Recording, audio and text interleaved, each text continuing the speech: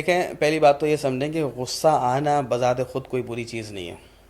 یہ جس طرح کھانے پینے کی آپ کو طلب ہوتی ہے تو انسان پر جو احوال طاری ہوتے ہیں تو اس میں غصہ بھی ہے. اور اگر غصہ موقع محل پر ہو، جیسے اولاد کی تربیت کے لیے بقدر ضرورت غصہ ہو، تو وہ ضروری بھی ہے.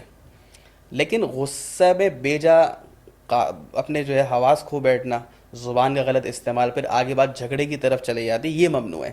اسی وجہ سے آپ دیکھیں کہ متقی پرہیزگاروں کی جہاں صفات قرآن نے بیان کی تو انہوں نے فرمایا والکاظمین الغیظ، غصے کو پینے والے. قرآن نے یہ نہیں کہا غصہ نہیں کرنے والے، غصہ تو آئے گا. تو اصل یہ غصے کو پینا، پہلے تو یہ سمجھیں ایک بہت بڑا کمال ہے.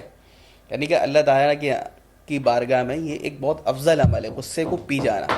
اور خصوصاً یہ ہے کہ جیسے آپ صلی اللہ علیہ وسلم کی سیرت سے ہمیں معلوم ہوتا ہے کہ اپنی ذات کے لیے کبھی بدلہ نہیں لیتے تھے، درگزر کرتے تھے، غصہ آتا تھا، لیکن اپنی ذات کے لیے بدلہ لا لینا، غصے کو پی جانا، تو ایسے لوگوں کی اللہ تعالیٰ نے تعریف کی ہے.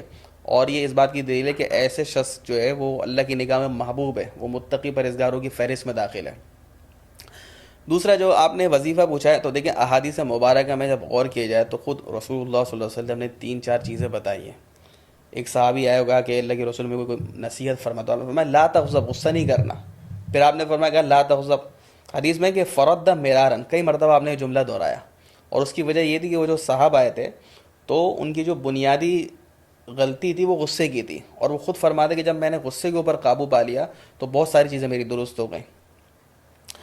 تو ایک تو علاج اس میں یہ ہے کہ غصہ چونکہ شیطان کی طرف سے، تو اللہ کے رسول صلی اللہ علیہ وسلم نے فرمایا کہ بھئی اعوذ باللہ من الشیطان الرجیم پڑھ لیا کرو. تو دوسرا یہ ہے علاج بتایا کہ اگر غصہ آ رہا ہے تو کھڑے ہو تو بیٹھ جاؤ، اور بیٹھے ہوئے ہو تو لیٹ جاؤ، یعنی کہ اپنے جسم کو حرکت دے دو. تو کیا ہوگا کہ تمہارے جو غصہ ہے وہ جو ہے وہ کم ہو جائے گا. تیسرا علاج یہ ہے کہ سب سے جو مفید جو میں سمجھتا ہوں وہ یہ ہے کہ جس شخص کو غصہ ہے وہ خاموش ہو جائے. کیونکہ عام طور پر جو غصے میں جھگڑے ہوتے ہیں، لڑائیاں ہوتی ہیں. اب آپ دیکھیں اللہ تعالیٰ حفاظت فرمائے کہ طلاق کے کیسز جو آ رہے ہیں اس میں کیا ہے، ان پہ وہ یہ کہ غصے ایک سے معمول کی بات ہوتی ہے، آپ غصہ ہو گئے، اس میں بے قابو ہو گئے اور آپ نے جو ہے وہ طلاق دی تھی. تو عام طور پر یہی کہ جب آپ غصے کے اندر بولیں گے تو غلط بولیں گے، غصے کے اندر بولیں گے تو کام خراب ہوگا. تو یہ خاموش ہو جائے اور اس جگہ سے چلے جائیں. اور ایک علاج یہ بتایا گیا کہ بھائی وہ شخص جو وضو کر لے، کیونکہ اس کا بھی مطلب یہی کہ وضو کر لے. علماء فرماتے ہیں کم سے کم ٹھنڈا پانی پی لے، کیونکہ غصہ شیطان کی طرف سے، اور شیطان کو اللہ تعالیٰ نے آنکھ سے پیدا کیا ہے، اور آنکھ کا جو علاج ہے وہ پانی ہے. تو یہ 3-4 علاج ہیں.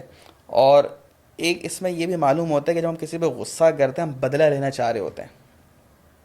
تو دیکھیں اللہ تعالیٰ کی صفت کیا ہے کہ اللہ پاک قادر ہیں بندوں کی، لیکن اللہ تعالیٰ کی ایک صفت ہے، صفت حلم، کہ بدلہ لینے کی قدرت ہونے کے باوجود اللہ تعالیٰ درگزر کر دیتے ہیں. بدلہ لینے پر قدرت ہے پھر بھی درگزر کر دیتے ہیں.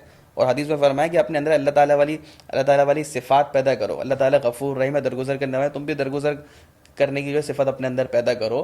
تو علماء فرماتے ہیں کہ یہ سوچنا چاہیے کہ جب اللہ تعالیٰ میرے ساتھ یہ معاملہ کرتے ہیں، بہت سارے قرآن کا ویعفو عن کثیر، بہت سارے گناہ کو تو اللہ پاک ویسے ہی معاف کر دیتے ہیں، تو میں بھی جو ہے اپنے جو ہے اہل و عیال کے ساتھ، اپنے پڑوسیوں کے ساتھ، دوست احباب کے ساتھ یہ معاملہ کروں. تو ایسا شخص اللہ تعالیٰ کو بہت پسند ہے.